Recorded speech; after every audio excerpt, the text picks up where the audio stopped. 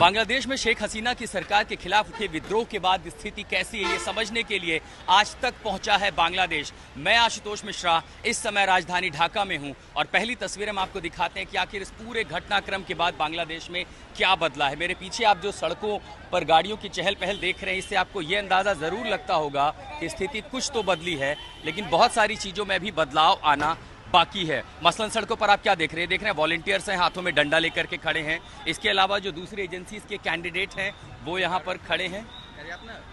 And उसके अलावा आप जो देख पाए, देखिए यहाँ पर कई सारे बीएनसी कैंडिडेट्स हैं, जो वॉलंटियर्स हैं अलग अलग फोर्सेस के, वो यहाँ पर ट्रैफिक मैनेज कर रहे हैं। और इसके अलावा साथ में आपको दूसरी तरफ दिखाएंगे, यहाँ सड़कों पर अर्धसैनिक बल और मिलिट्री भी तैनात की गई है बांग्लादेश की, जो आपको सड़कों पर दिखाई देगा। हम जहाँ पर हैं ये एयरपोर्ट का इलाका है और एयरपोर्ट के पास आप क्या देख पा रहे हैं, बख्तरबंद गाड़ियों का जमावड़ा। और इस इलाके में जब हिंसा शुरू हुई, लोग सड़कों पर उतरे, तब सबसे ज्यादा लोगों का जो हुजूम था वो इस एयरपोर्ट की ओर बढ़ रहा था। और एयरपोर्ट आप क्या देखेंगे, यहाँ पर सड़कों पर आपके लोग दिखेंगे हाथों में डंडा लिए हुए, और ये सब लोग इस समय यहाँ पर ये कोशिश कर रहे हैं कि ट्रैफिक सुचारू रहे। आपको ट्रैफिक पुलिस दिखेगी, ढाका पुलिस दिखेगी, वॉलंटियर्स दिखेंगे, और हर कोई मैनेज कर रहा है कि किसी को असुविधा ना हो, हालात बदल जाएं। लेकिन क्या हालात वाकई जमीन पर बदले हैं?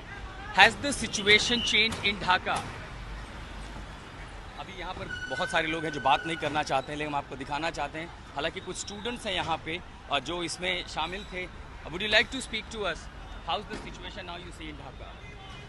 ঢাকার আগে যেমন একটা পরিবেশ ছিল ওইটা তো এখন আর নাই। এখন আমরা সব কিছু কন্ট্রোল করতেছি, ট্রাফিকের সব রুলস আমরা মানে মানতাছি। আমরা ইংলিশ না এত পারি না।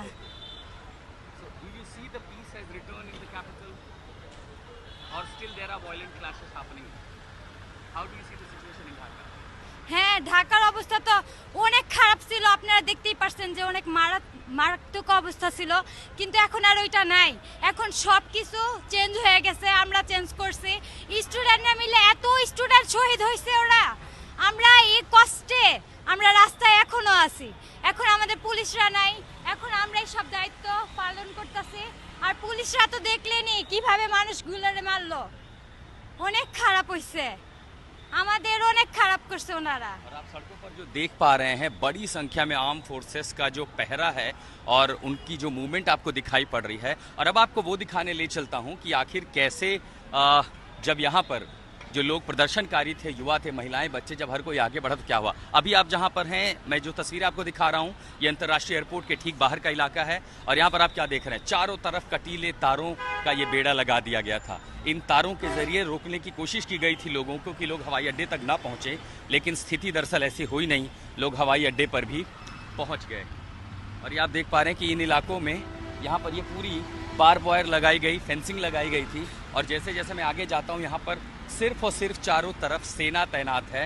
हालांकि फिलहाल आज जो स्थिति दिखाई पड़ती है वो पहले के मुकाबले शांत है, लेकिन ये किसी तूफान की ओर इशारा करती है। मैं आपको दूसरी तरफ लिए चलता हूँ, जहाँ पर आपको जो स्थानीय सेना है और इसके अलावा जो अर्धसैनिक बल हैं, आर्म्ड फोर्सेस हैं, वो बड़ी संख्या में ढाका में तैनात हुए हैं। और इसीलिए जैसे मैं आपको दूसरी तरफ लिए चलता हूँ, आप आगे देखेंगे कि स्थिति में कितना बदलाव आया है कि चारों तरफ आपको बख्तरबंद गाड़ियां दिखाई पड़ी। ये देखिए, आप मेरे पीछे जो देख पा रहे हैं, ये बख्तरबंद गाड़ियां हैं जो बांग्लादेश सेना मेरे पीछे तैनात है, और यहाँ पर उन्होंने मोर्चा संभाल लिया। इसके साथ साथ आपको हाथों में छड़ी लिए जो लड़के दिखाई दे रहे हैं, ये वॉलंटियर्स हैं, क्योंकि सबसे ज़्यादा युवा इस आंदोलन में शामिल थे। लेकिन इसकी दूसरी तस्वीर जब दिखाई दी कि कट्टरपंथी किस तरह से अल्पसंख्यकों के धार्मिक स्थानों को निशाना बना रहे थे, उनके घरों पर, उनकी संपत्तियों पर हमला कर रहे थे। लेकिन सबसे पहले ढाका की तस्वीर आज तक के जरिए आप देख रहे हैं। मैं ग्राउंड जीरो ढाका में हूँ और यहाँ जो देख पा रहा हूँ, ये मुझे याद दिलाता है श्रीलंका की स्थिति, कि कैसे सड़कों पर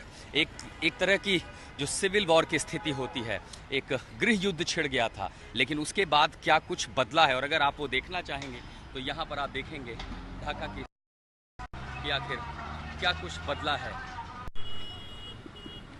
और जैसे आप इससे आगे बढ़ते हैं, यहाँ देखिए, यहाँ पर आपको कैनोपी लगा करके यहाँ पर भी सैनिकों का बंकर तैनात किया गया है।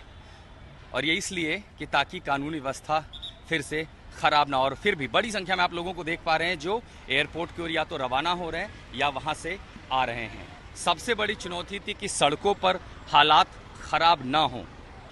तो बांग्लादेश की सड़कों पर आखिर हो क्या रहा है? बांग्लादेश की सड़कों पर सेना तैनात कर दी गई है और यह तस्वीरें दिखाने के लिए मैं आशुतोष मिश्रा इस समय हूं राजधानी ढाका में। और ठीक मेरे पीछे आप जो तस्वीरें देख पा रहे हैं ये ढाका एयरपोर्ट की हैं और इसीलिए आप देखेंगे एक तरफ जहां आपको कटीले तारों का रेला दिखाई देगा तो पीछे आपको बख्तरबंद गाड़ियां दिखाई पड़ेंगी। दूसरी तरफ सड़कों पर स्थिति सामान्य करने की कोशिश की जा रही है, जो आप देख पा रहे हैं कि सामान्य लगती नहीं, क्योंकि सड़कों पर अलग अलग संस्थाओं से जुड़े हुए लोग हाथों में लाठी डंडा लेकर के ट्रैफिक मैनेज कर रहे हैं। तो दूसरी तरफ बड़ी संख्या में अर्धसैनिक बलों को और सेना के लोगों, ये देखिए यहाँ पर लोग हैं जो ट्रैफिक व्यवस्था कर रहे हैं। ये वो लड़के हैं जो इस पूरे हंगामे में शेख हसीना सरकार के खिलाफ सड़कों पर उतरे थे और इसमें अलग अलग कैडेट कोर के जो वॉलंटियर्स हैं। लेकिन अब आप जो तस्वीरें देख रहे हैं ये आपको बांग्लादेश की वास्तविक स्थिति के बारे में बताएंगे। एयरपोर्ट के ठीक बाहर कटीले तारों का ये बाउंड्री बनाई गई और साथ में आप देख पा रहे हैं कि LMG लेकर के अत्याधुनिक मशीन गन के साथ यहाँ पर सैनिक तैनात है। दूसरी तरफ आर्म्ड फोर्सेस के जो लोग हैं इनको आप देख पा रहे हैं, अर्धसैनिक बल हैं जो यहाँ के बांग्लादेश के, आप देख पा रहे हैं एयरपोर्ट पर इनकी तैनाती। लेकिन उससे भी इतर आप जब आके देखें तो आपको क्या दिखाई देता है, यहाँ आपको दिखाई दे रहे हैं बख्तरबंद गाड़ियाँ और एयरपोर्ट के बाहर ऐसी कई सारे, पूरे ढाका सिटी में आपको बड़ी संख्या में इस तरह की बख्तरबंद गाड़ियाँ दिखाई देंगी। और ये आप जिनको देख पा रहे हैं हाथों में हथियार लेकर के, ये आर्टिलरी जो है सेना, बांग्लादेश की सेना जो है इस समय सड़कों पर तैनात है। और साथ ही दूसरी तरफ एक शांति तो जरूर दिखाई पड़ती है सड़कों पर, लेकिन ये किसी आने वाली अशांति की सुगबुगाहट से कम नहीं है। आप देख पा रहे हैं आम दिनों के मुकाबले सड़कों पर चहल पहल उतनी नहीं है जितनी ढाका में होती थी। अब आप जिनको यूनिफॉर्म में देख रहे हैं दरअसल ये अलग अलग कैडेट कोर BNCC कैडेट के बच्चे हैं और ये भी स्थानीय युवाओं के साथ मिल करके ट्रैफिक मैनेज कर रहे हैं कि जमावड़ा ना हो लोगों का। और दूसरी तरफ आप यहाँ पर देख पा रहे हैं ये बांग्लादेश की सेना है, सड़कों पर इस तरह तैनाती है इनकी, खासकर हालात यहाँ पर अस्थिर होने के बाद। और ये बख्तरबंद गाड़ियों का पूरा रेला ढाका में ठीक एयरपोर्ट के बाहर आपको दिखाई पड़ता है। और इसी से आप अंदाज़ा लगा सकते हैं कि बांग्लादेश में हालात, ज़मीनी हालात आखिर कैसे हैं। और खासकर शेख हसीना के जाने के बाद जब से नई सरकार बनी है, मोहम्मद यूनुस के नेतृत्व में नई सरकार जिसमें तमाम दूसरे विपक्षी दल शामिल हैं, उसके बाद ये सवाल ज़रूर उठता है कि बांग्लादेश में स्थिरता कैसे आएगी। और स्थिरता अगर ऐसे आती है कि सड़कों पर सेना तैनात करनी पड़े और यहाँ पर हाथों में डंडे लेकर के लोग ट्रैफिक मैनेज कर रहे हैं, तो आप समझ सकते हैं कि आखिर बांग्लादेश का भविष्य आगे क्या होगा। भारत का पड़ोसी देश बांग्लादेश, अगर मैं आज कहूँ कि राजधानी ढाका में पुलिस नदारद है तो आपको हैरत ज़रूर होगी। लेकिन बीते दिनों बांग्लादेश के में जो घटनाक्रम हुए हैं उसके बाद सबसे ज़्यादा भरोसा लोगों का अगर किसी पर टूटा तो वो है पुलिसिंग व्यवस्था पर।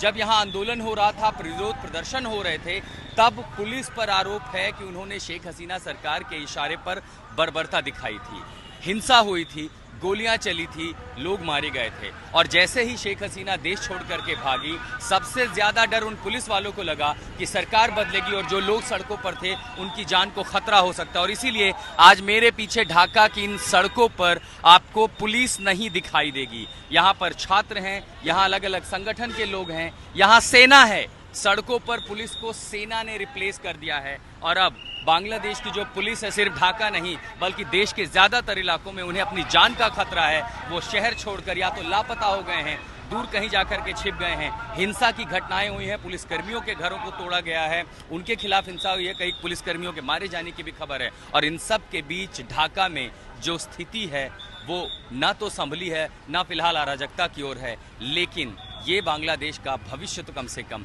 नहीं है। राजधानी ढाका ग्राउंड जीरो से मैं आशुतोष मिश्रा, आज तक।